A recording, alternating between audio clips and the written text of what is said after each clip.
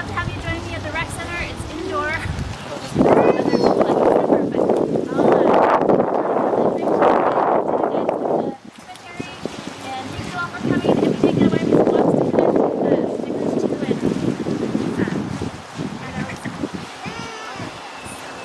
Cool stuff. Take it away, Greg. Thank you. Thanks everybody for coming. Because I don't use a megaphone, but I have a mega voice. So what I would encourage you to do is, as we move through, just close in. Don't be scared. Just come on in, and so you can hear me. And I'll try to make sure that I project my voice so that you guys can hear me. Now, the first thing I always ask is, anybody here an expert on military history? Good. Before we get started today, I wanted to mention a couple of things that are not necessarily related, but are in kind of a convoluted way related to what we're going to be talking about. And that is, I don't know if you are aware of the fact that a couple of days ago, a pogrom occurred in Amsterdam, Holland, where Jewish people were assaulted en masse by a bunch of crazy Muslim people that ran around and beat them up and stuff like that. They got this big deal going on. The reason that's important is, first of all, you need to know about it. The second thing you need to know that I thought is interesting is, how many of you are familiar with the term Kristallnacht? Okay, Kristallnacht was the night of the broken glass, and that occurred in Germany on November 9th and 10th, the night of November 9th and 10th in 1938. And that's when the Nazis went out and started assaulting, murdering Jews and burning synagogues and homes and stuff like that. 87 Jewish people were killed that night. Women were raped. It was a horrible situation. So the reason I bring that to your attention is, first of all, because it's so close to that date. Also, the Marine Corps birthday was on the 10th, for those of you who can appreciate that. But there are things in this world, and I'm going to talk about it. I've got two sides on this, and I'll try to explain it the way we go. But there are things in this world. There is evil in this world that is so evil that from time to time, American men and women have had to take up arms to try to deal with those problems. And it's been worth it in that regard, I think. And so as we go through, I'll be talking about World War I, World War II veterans. I have a Spanish-American War guy I'm going to talk about, also a Civil War guy I'm going to talk about. But we'll also, I just want you to keep that in mind, because some of you here have children. Probably a lot of you have children. Some of you here are children. And what I always have to think about is, there is a time, there is a place that as Americans, we have to stand up and do the right thing to stop evil. And I'll allude more to that later. But if you want to come with me, we're going to move up here, we'll cut down, we've got a ways to go, so I won't get started until everybody's caught up. Does anybody here need a ride? All right, if you do, just stop at any point and I'll take you over. All right.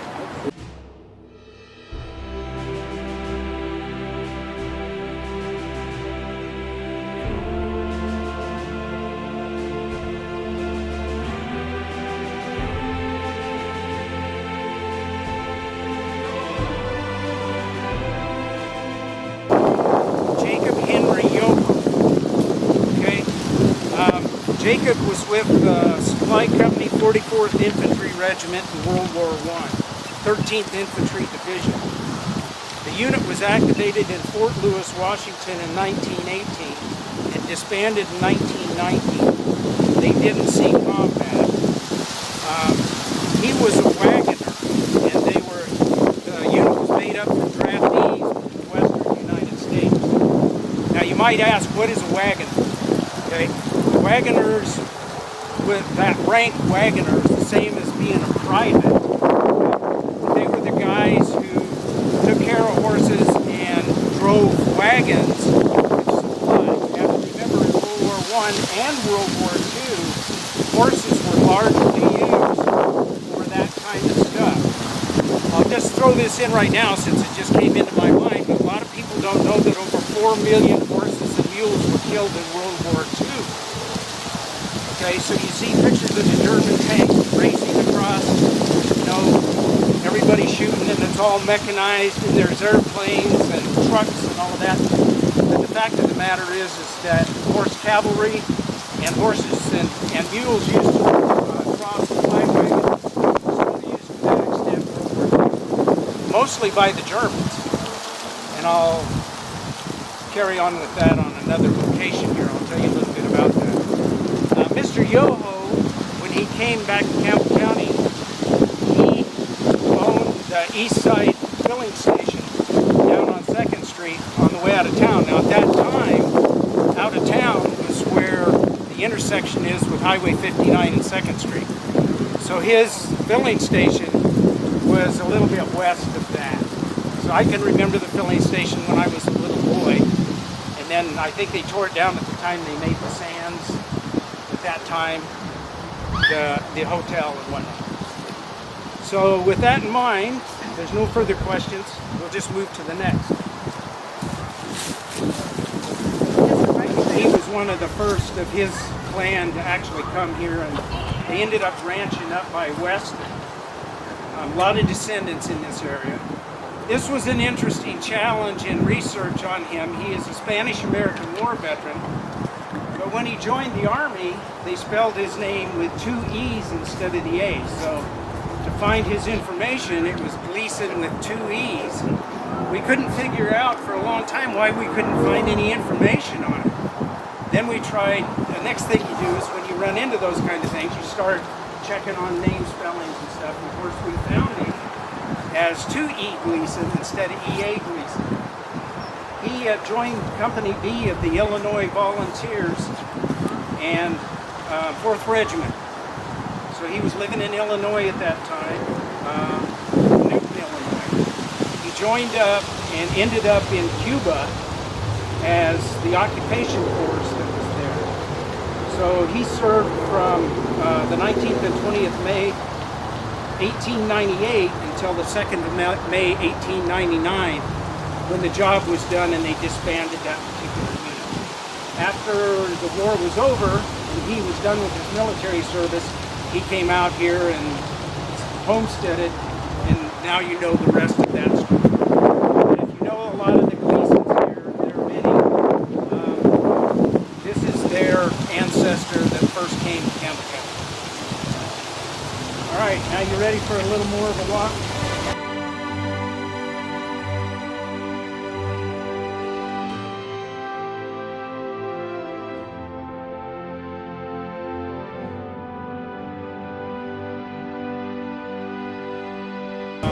Thomas Wayne Rodman.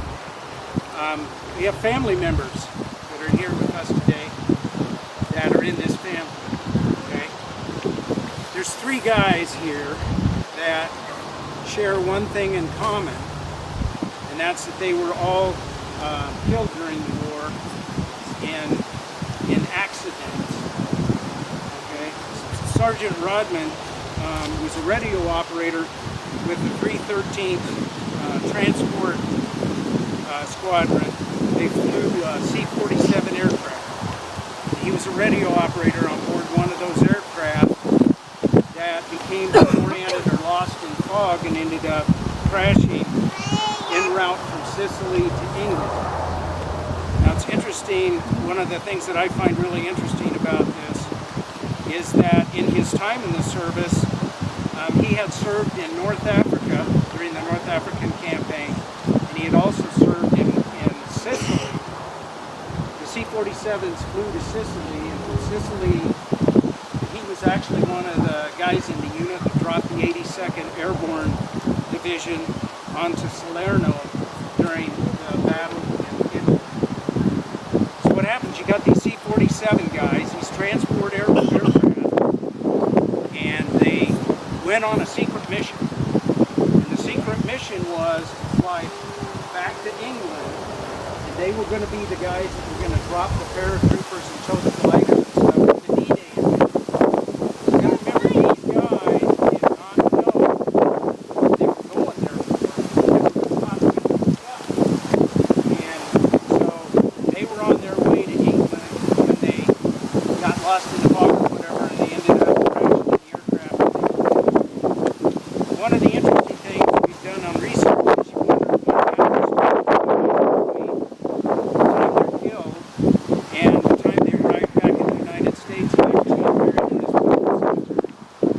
That is that American military people and their bodies are recovered are buried in temporary cemeteries. So at that time of year, there were temporary cemeteries near where the combat action took place, and that's where these guys would be buried temporarily. He was temporarily buried near Metz, France, in the St. Abel temporary cemetery. After the war was over, then, we had to repatriate those dead service members. They either went to an American cemetery or they came back home, and that choice was made by families. Now, he came back home in August of 1949. It brings up another interesting fact. A lot of people, most people know about artillery, infantry, aviation, armor, the people who drive tanks, and that sort of thing. We'll talk about some of those people. There's all kinds of guys in the military that do all kinds of jobs to support those people. One of the most difficult, in my opinion, is that of graves registration. Graves registration soldiers go out onto the battlefield. They're the ones that initially, the medics will pick up the dead, and they move them to a location that graves registration takes over from there. They identify the dead, they collect all of their information, they tag them, and they take them to in this case, to a temporary cemetery where they bury these soldiers.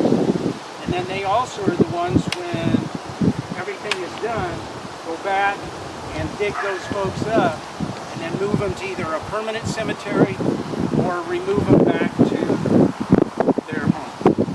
So if you're interested, look up online about graves registration. And there's some videos and there's all kinds of information about those soldiers. We have those guys that work with us now in our military. One of the things that they have now that they didn't have at this time, they locate that body exactly where it's at by GPS, and then they also will put down information about how that body was found, what the extent of injuries were, and then they remove them so that in the future, people who are doing research can find out way more information than we had, and you can actually go physically to the place on the battlefield where that soldier's body was recovered and actually stand on that ground. A while back, Terry and I went to Europe and we were touring battlefields and stuff, and we met up with some guys from the United States that were there, and they had set out to locate the exact location on a battlefield where one of their family members had been killed. And it required all kinds of stuff. They talked to the farmer led them on, and they actually did locate the physical place on the ground where that family member had died. You had a question, sir? Yeah, this is still going on now today, right? This registry of the graves. Yes. And I've heard of the Tomb of the Unknown Soldier. Is that the ones that they haven't identified yet? Yes, Tomb of the Unknown Soldier. There are so many unknowns, and we have one buried in our cemetery here just down over the hill. In World War I in particular, of course, you have to take into account the American Civil War. And there's lots and lots of unknowns. But World War I was particularly horrific. And I'll just mention this now. We're going to be talking about a couple more World War I guys. What would happen is a soldier would be killed on the battlefield, and immediately a member of that unit, his buddies, would bury him. Typically in World War I, they were buried in shell holes because it's already dug. So you put the guy in there, you cover the thing up, you put his rifle there or some other way to mark that grave, and then you move on. The problem was field artillery in World War I was unbelievable. So you have all of this artillery shooting back and forth.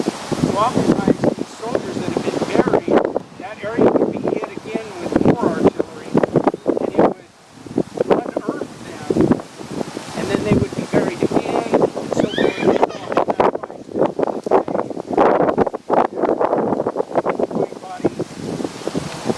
Farmers in particular are all the time, when they're plowing and doing things, they'll turn up bodies. And so they still have to deal with it. I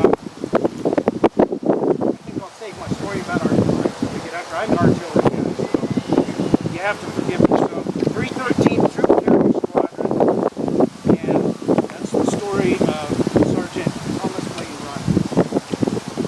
Now we'll move over here.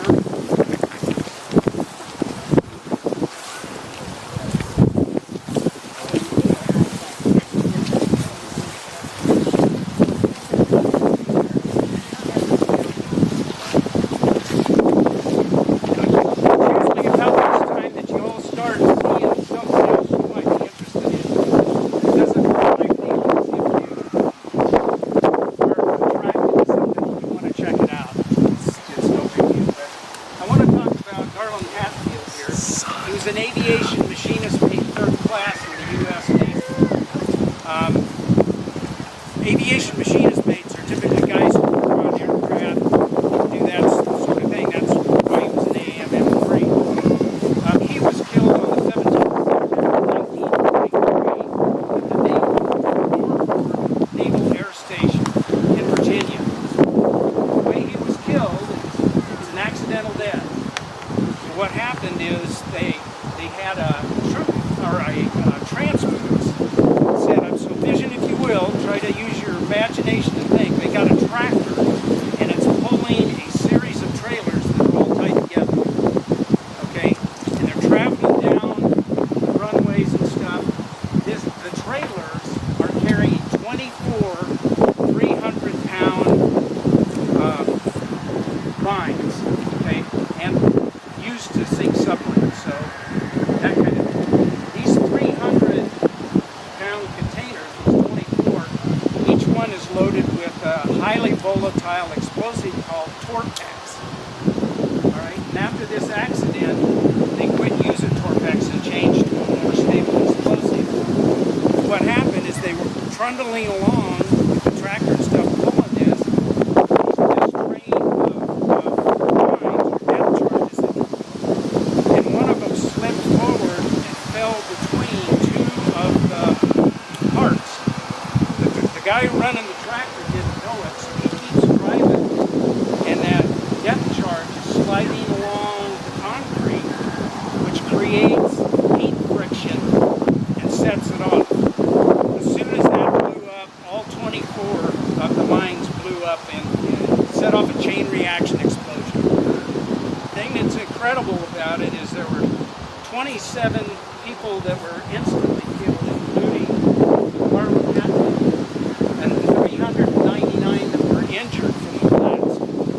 It also destroyed 33 aircraft parked in the area, and 18 buildings and hangars were also destroyed.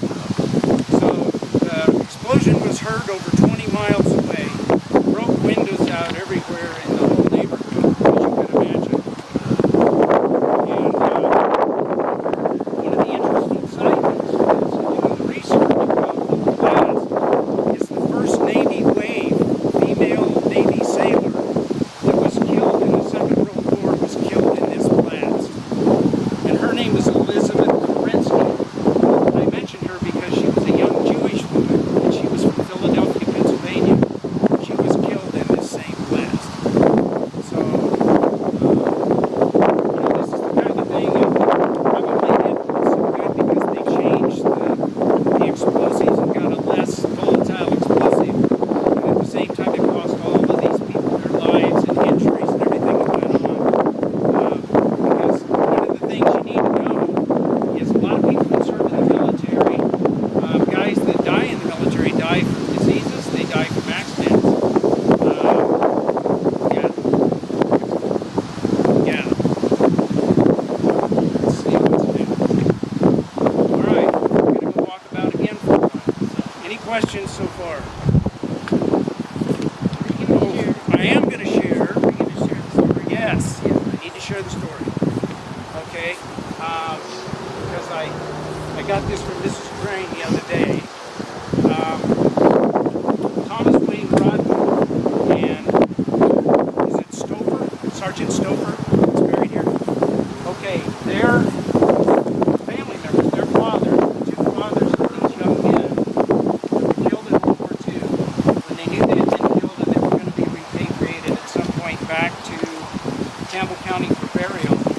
came up here and on their own. At that time, there was no trees here. This was just pasture with sagebrush and stuff. So they plowed up the ground, cleaned everything up for the plot, planted seed in there. There was no running water here. There was just a pump. And so they would come up, they took turns. The two fathers come up and would pump water into buckets and then bring it down and water the area. So at the time, this was the only green space in this entire cemetery, and that's where these two gentlemen are buried. We're going to talk about Sergeant Earl Camblin. This is where he's buried here, and again, we're fortunate that we have his son here with us, who brought these photographs of his dad. This is a really interesting story because the Camblins are old-time Campbell County cowboys. All right, ranch people and cowboys.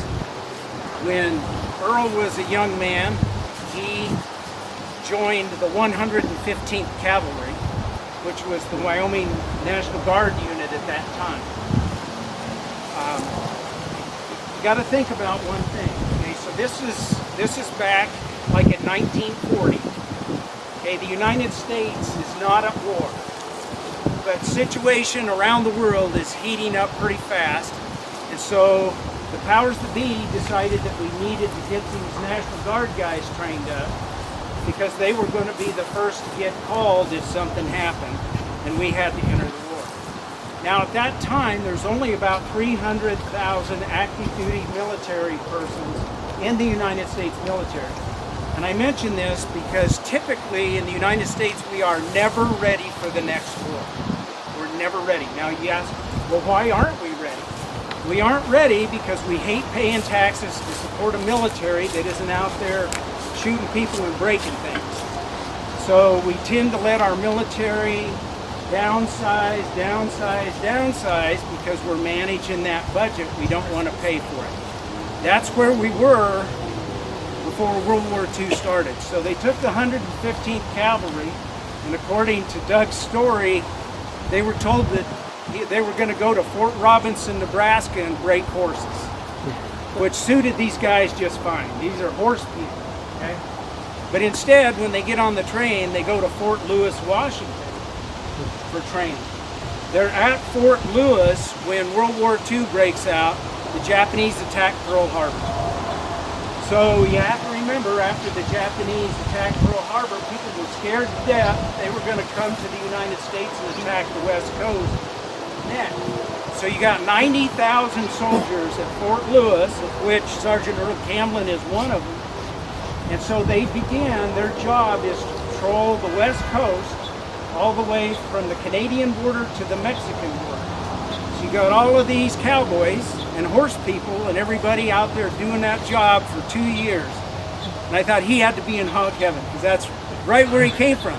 So, you know, that would have been great. Well, after they finally decided that the Japanese were probably not going to attack us here, the war had gone the other direction, they took him and his unit and they mechanized them.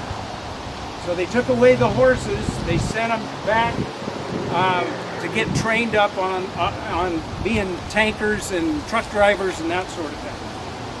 So he ends up going to tank school, learns to drive tanks, and apparently he's good enough at it, they make him an instructor. He's an instructor for a while on tanks, and then they move the unit to 603rd Medium Tank Company. This is Sherman tanks. They moved these guys to the Philippine Islands to get ready for the invasion of Japan. And they were going to be one of the first units to go in. So they load all of these guys up on transport ships and everything, getting ready to invade Japan. And they're actually on their way when we dropped the atomic bomb on Nagasaki and Hiroshima, and the Japanese surrendered. So they turn the guys around, bring them back to the Philippines, unload their stuff, and then Sergeant Camblin ends up going to Tokyo, where he's on occupation duty for a couple of months, until they decide that the Japanese people are not that great a threat anymore, and then they get moved back to the United States, and are discharged. So his 1 year initial enlistment turned into 5 full years plus in his service to the country. So a great story. A lot of people I didn't know until I got into the research on this, that these guys were actually patrolling the West Coast, and they were doing a lot of that horseback. You know, get up every morning, saddle the horse, and go check something out. So anyway, you can check out his photograph. Thanks, Doug, for bringing that along. He's a great guy, good Christian man, friend to everybody. I don't know anybody who didn't like this. All right, we got to move up the road. We have 3 brothers, all served in World War I. The Drew family. So these guys and their mother came to Campbell County in 1907 and worked in the ag industry. Go figure, right? Okay. Cowboyed, herded sheep, and did that sort of thing. When World War I broke out, the 3 brothers joined up. We'll talk about Bob here first. He served with D Company 63rd Infantry Regiment of the 11th Infantry Division. It was organized at the Presidio of San Francisco in July of 1918, and then relocated to Madison Barracks, New York on June 1919. He was discharged. Now, the interesting thing about this, we have letters that he wrote to his mother and she wrote back, Laura, where he is looking for their missing brother. And I'll be talking about him in a minute. He expected at that time, he hadn't been notified that his brother had died in France. And so he kept expecting, with all the guys that were coming back from the war, that he would meet up with his brother. So they communicated back and forth. He was looking for his brother. The next brother I'll talk about is not here with us today, but he's the second brother, is Corporal Arthur D. Drew, who's known as Phoenix. He was with Battery D of the 1st Anti-Aircraft Artillery Battalion. He also was a wagoner. I remember what the wagoner is, right? They arrived in France in March of 1918.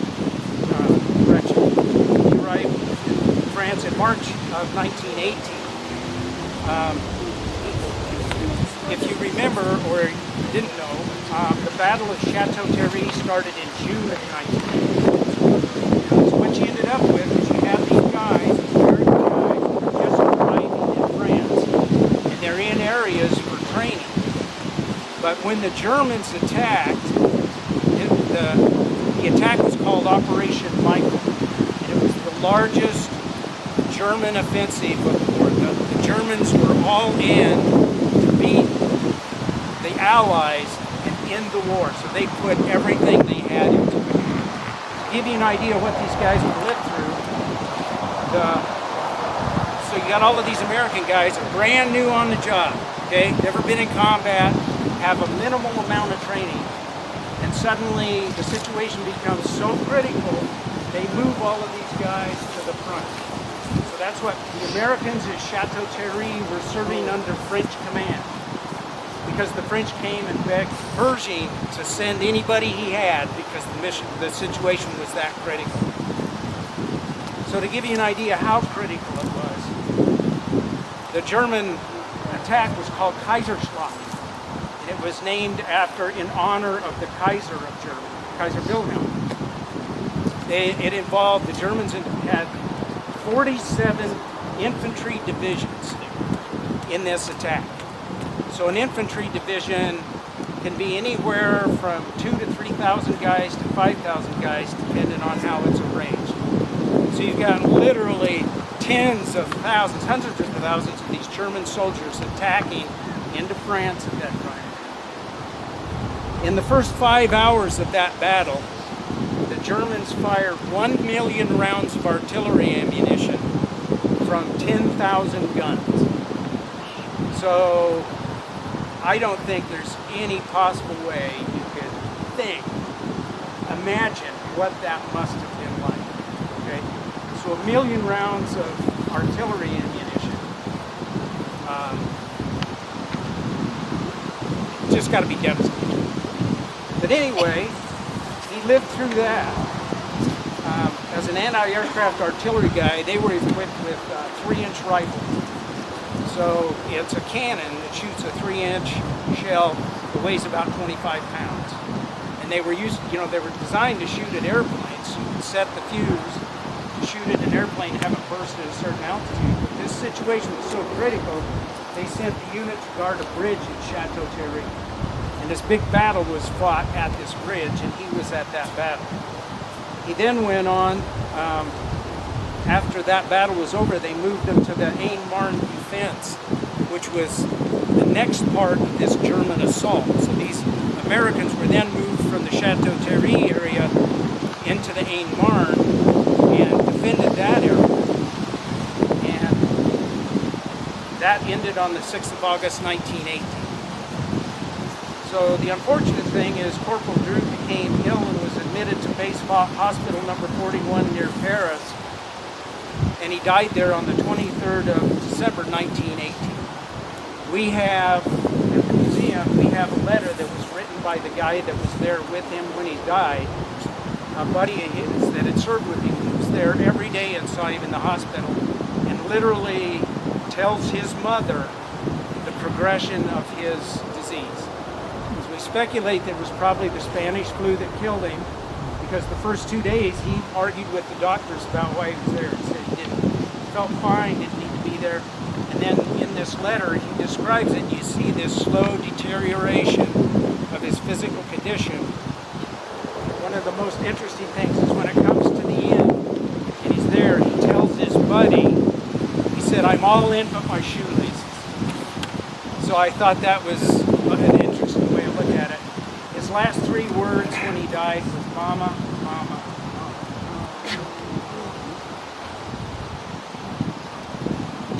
So we're never too old to love our moms, right? All right. So I'll talk last about Madison Drew. Madison Drew was also a corporal, and he served with Company C of the 6th Field Signal Battalion, 6th Infantry Division during World War I. And that unit, the 6th Division, was called the Sightseeing 6th. And the reason is by this time in the war, they had decided that cavalry didn't work anymore. The advent of the machine gun and with all the artillery and everything, they just killed horses by the thousands. So horses weren't going to work anymore. So they replaced the horses with infantry soldiers.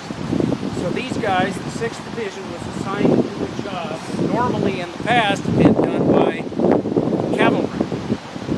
So the Sightseeing 6th were first assigned on 31 August 1918 to the Bosage sector, and then fought in the Meuse-Argonne offensive. Now they're noted for, this, if you look this unit up online, you'll find that they're credited with 40 marching days on a 16-day campaign. So these guys were marching 20 and 22 miles a day, and they were crossing the battlefield going from one firefight to the next, back and forth, back and forth, back and forth. So they were credited with 40 marching days in a 16-day battle. So this guy did a lot of walking.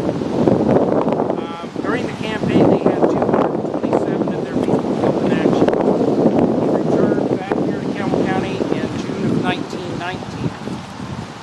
He was one of the founding members of the American Legion post here in Gillette.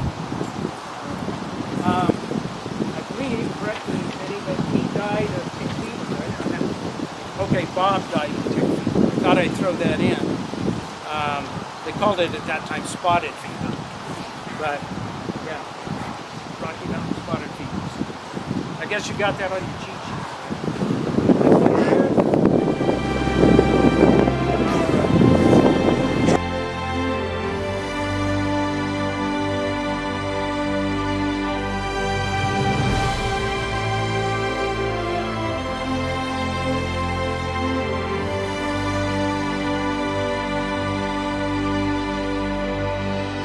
Harlow. He was killed in action on July 14th, 1944. I'm trying to remember. near Blosseville, France, which is in the Carentan area. So he was one of the guys that landed on D-Day or shortly thereafter. And he's one of our guys that's actually buried in the National Cemetery at Normandy. So if you go to Normandy, that's where he's actually buried.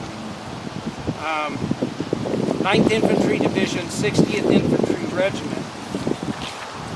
And I'll mention right now, most guys that are killed by enemy fire during battle are killed from artillery. Okay, the actual number of bullets fired is a lot, but it's artillery that actually kills or maims most of the guys. And I thought I'd throw this out to you for your non-artillery folks, but it's not shrapnel, it's fragments. Okay, shrapnel are little balls that are inside an artillery shell that when it blows up, the little balls come out. And that's what shrapnel is. But most of these guys are killed with shell fragments, which are just chunks of the iron of the case of the shell that come apart when it explodes. He was initially buried at the temporary cemetery in Blosseville in Carentan. Now, to give you an idea, this is D-Day, so keep that in mind. But in that one temporary American cemetery, there were 6,000 American soldiers buried. Okay? And they would have passed by that area pretty fast. So that's a lot of guys to be buried in a temporary cemetery. After the war, those guys, in 1948, they were moved from the temporary cemetery to the American cemetery at Normandy.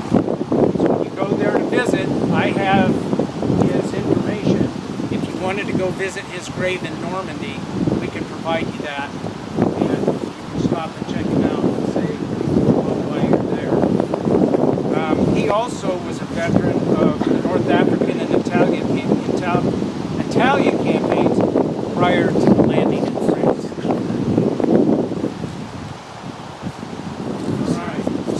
Yeah. So he's actually not buried here? He is not buried here. This is a memorial stone. Oh, okay. Yeah. So we're going to be working on some of those guys. I don't know if you know or not, Minnie and I have worked on getting stones for unmarked graves for veterans. And that's how we all got started in this process. But hopefully some information that I have been working on, we're going to be able to provide a memorial stone for another veteran we'll talk about in Marbury in May. If we go back for the other tour, who's missing in action. There's one more two guys missing in action. So we're going to do a memorial stone. Are you looking for donations, sir? No, actually, I appreciate that, but it's a personal thing with my family, so I appreciate it. All right, let's move on. All right, we're here talking about Harvey Wood Edwards, fellow that's buried right here, also a World War I veteran. His story is interesting because he was in the veterinary service. So when he joined up, of course, he was another country kid, and with a background in livestock and stuff like that, I think he was a natural for going into the veterinary service in the Army. He went to school to learn how to be a veterinary technician, and then went into service with the Army Expeditionary Force, again in France, arriving in July 1918, just in time for the Battle of Chateau Thierry again. Okay? Similar story than what we talked about earlier. Now what they did is, there were so many horses and mules that were wounded during the battle that they set up a veterinary hospital in the vicinity and actually laid in railroad tracks. They have an engineering unit that came in and put in a railroad going to this veterinary hospital so that they could remove those injured animals from the battlefield and take them to the veterinary hospital so that they could get taken care of. So we know that at this time they received initially about 2,000 horses and mules that had been wounded during that battle. He remained there. That's near, you have to forgive my French, but Clay-Souilly, France is where it was. It's interesting because you wonder how fast can you lay a railroad? Okay, one of our other veterans that we've talked about in the past, John Zenos, was a United States Army engineer whose job it was to build these railroads. So they had in some of these units, and I think in his unit, if I remember right, there were 60,000 guys. And all they did was go around and lay railroad track to facilitate the battle. They transported artillery ammunition, soldiers, took wounded guys back. So everywhere in World War I, these battles were going on, they were laying railroad tracks right along the way to provide all of the service and support to the combat units that were affected. So Harvey came back, went to ranching, lived out by Dead Horse Creek where he ranched, and never married. Go figure. So that's his story. Union with Battery C of the 1st Maine Light Artillery. He served from February 11th, 1864 to 17 June 1865 in what's been known as Sheridan's Valley Campaign that occurred in the Shenandoah Valley at the end of the Civil War period. He fought at the Battle of Opequon, which is also known, if you want to look it up, as the 3rd Battle of Winchester, Fisher's Hill, Cedar Creek, until they were finally discharged after the end of the war. So he fought in 3 combat actions against the Confederate forces. I'm going to throw this out because I am a descendant of Confederate soldiers, and I had one of my ancestors who was with the 2nd Virginia Infantry Stonewall Brigade that would have visited this guy on that battlefield that day, probably at Opequon. And so, you know, as Americans, we all have these kind of interesting stories. So when I saw about this guy, plus he's an artillery guy, so he's got that going for him. But you know the difference between light artillery and heavy artillery from the Civil War. Okay, light artillery was artillery that could be easily pulled by horses.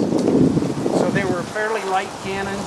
You'll see pictures of them. There was the Napoleon cannon, and then there was the Para rifles, some of these different kind of artillery, but they all were horse-drawn, so they could easily be brought into battle.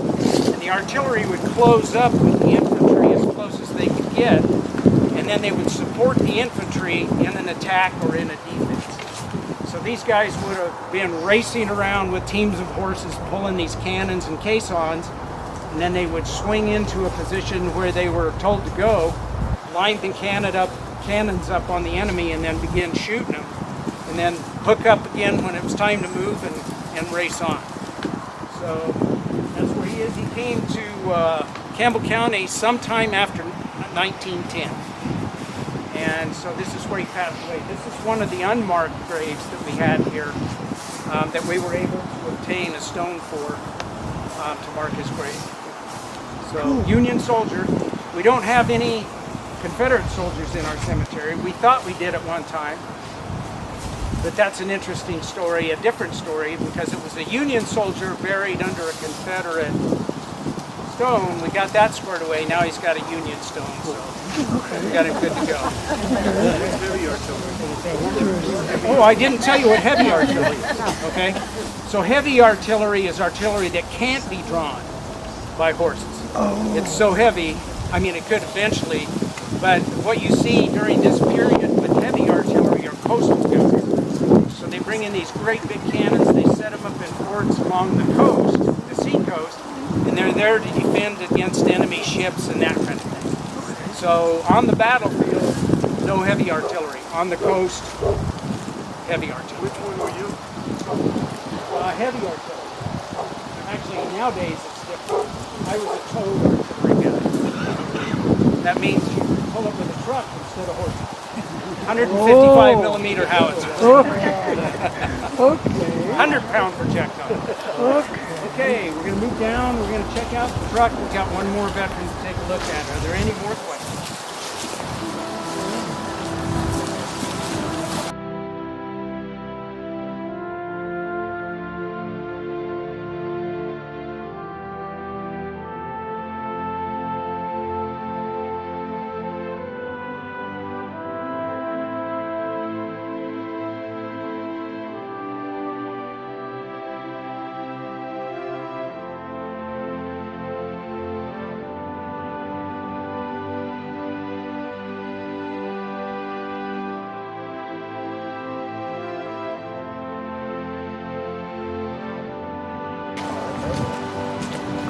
You want to tell them about this, Robert?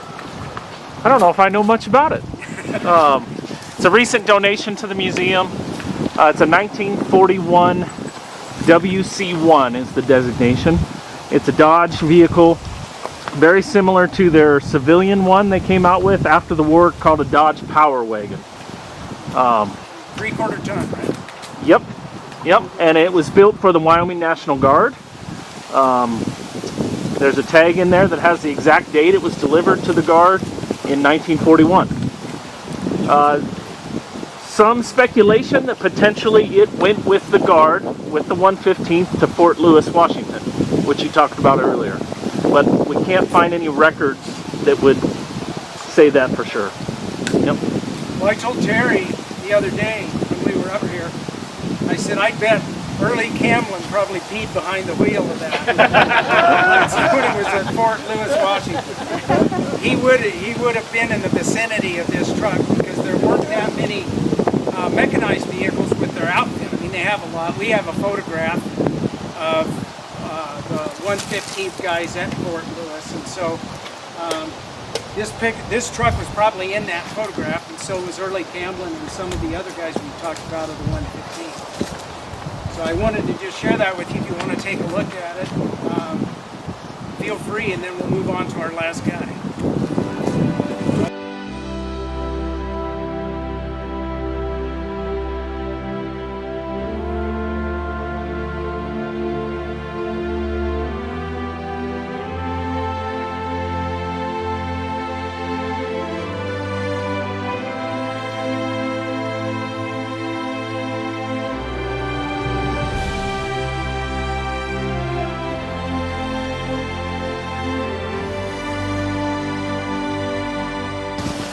So I had been reluctant for quite a while to talk about my father.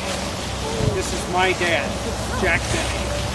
But he has a great story to tell, and the folks at the museum asked me to go ahead and tell the story because it's really interesting. So my dad started out at the age of 16. He joined the 115th Cavalry. Lied about his age. He was with the machine gun troop out of Newcastle. At that time, they were the guys that hauled the Browning machine guns around on horses and set them up and shot them. So you have to remember this is during the Depression, so this would have been in 1937. And everybody was poor. The big difference my dad used to say is they never knew they were poor because nothing ever changed. Okay? But a lot of guys joined up with the Guard at that time because you could get a pair of boots. When you joined up, they'd give you a new pair of boots. And that was a big deal when you couldn't afford to buy boots. Now, I don't know if Dad joined because of boots or not, but he did join up. He's off, and they go down to, in the area of Laramie down there, to a training area. And so, Dad, being new to the cavalry, he's leading a pack string of, he says, half-broke horses. And one of those horses is carrying a water-cooled Browning machine gun valued at that time by the U.S. Army at $131. Okay? So he's riding a $15 horse and he's carrying a $131 machine gun on this pack train. Well, the pack train goes crazy. They all break and run and go every which direction. So they spend the next couple of days rounding up all of the horses that were lost in the pack train. One of them is the horse that originally had been carrying the machine gun. But guess what? The machine gun is gone. Can't find the machine gun. So they ride and look all over the place for the machine gun. At that time, when you were on active duty with the Guard, you were paid $21 a month. So my dad got a statement of charges from the Army to replace this machine gun for $131. Oh, no. And that was the time as if you had 2 silver dollars in your pocket, you were in Fat City, okay? So he decides at that time that he's going to do something different. So he joins the Navy, and off he goes. And so he joins the Navy, and in that process goes through boot camp out in California, and he's assigned to the USS Lexington CD-2. He works on the ship, on the flight deck, is what's known in the Navy as a striker.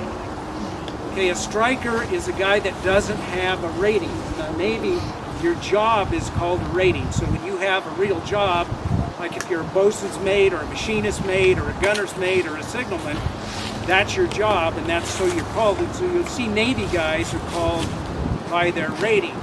So you'd be like, I was a hospital corpsman second class.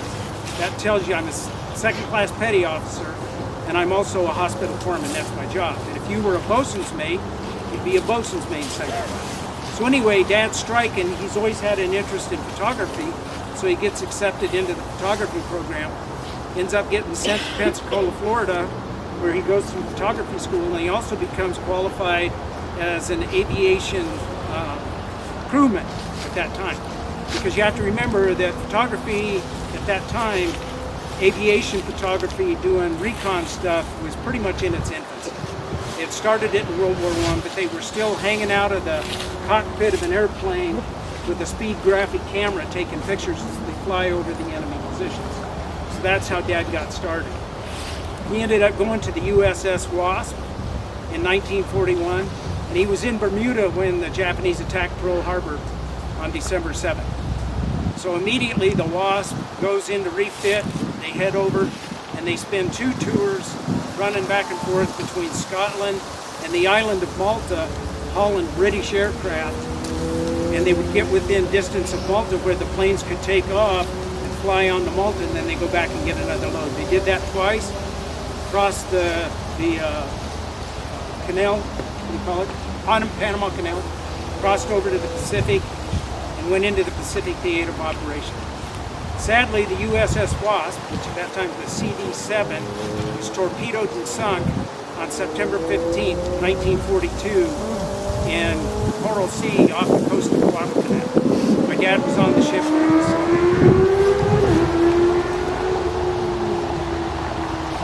He survived. That's why I'm here today.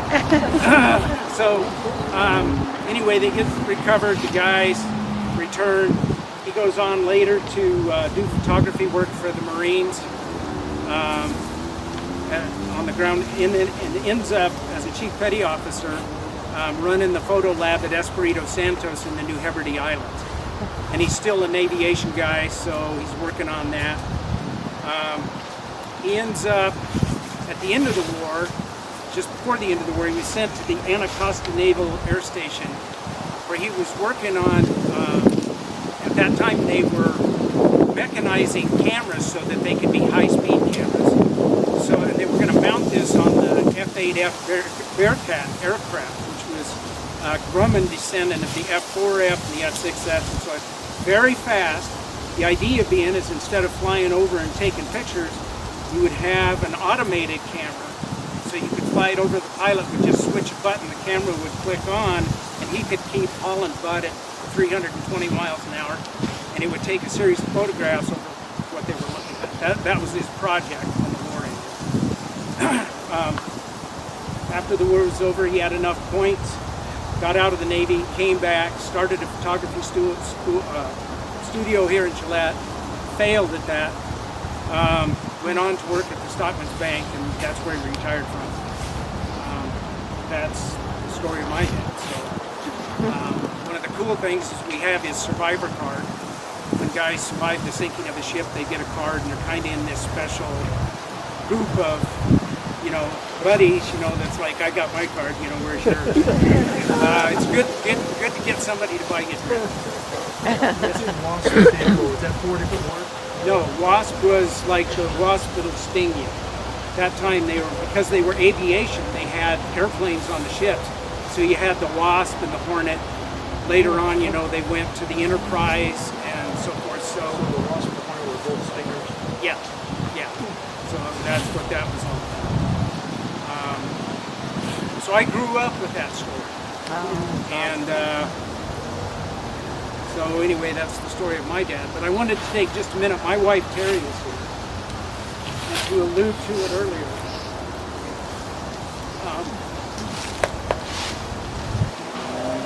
Her dad was with the 4th Armored Division in World War II, which was attached to Patton's 3rd Army. And the thing I was going to talk to you about, just briefly, is he was with the unit that liberated the Ohrdorf concentration camp Germany, which was the first, one of the Nazi concentration camps. It was the first that was liberated. And so it was part of the Buchenwald complex. So you've probably all heard of Buchenwald, but you probably haven't heard of Ohrdruf. But the Nazis had several hundred of these camps scattered all over Europe. And this was the first one that was liberated. After the guys liberated it, that was the one that Dwight Eisenhower came to and took a look around and said, we got to get photographs. You know, people will not be. Now, faced with the current situation we have in our country, an apparent misunderstanding or lack of understanding by some of our fellow citizens about the Holocaust, I can tell you, those guys paid for the rest of their life. Didn't die on the battlefield, but carried that until they're dying. And so, just wanted to throw that out for you. That was one of those things. Look back on that. You can be anti-war, that's cool. But there comes a day when we got to do the right thing. That's it for me. All right, that's it. Any questions? Thank you. Thank you, guys.